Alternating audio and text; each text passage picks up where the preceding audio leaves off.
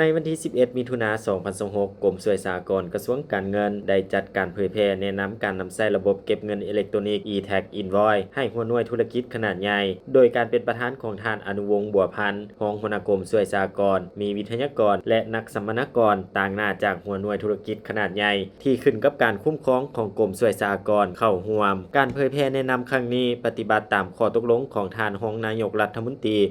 รีกระทรวงการเงินฉบับเลขที่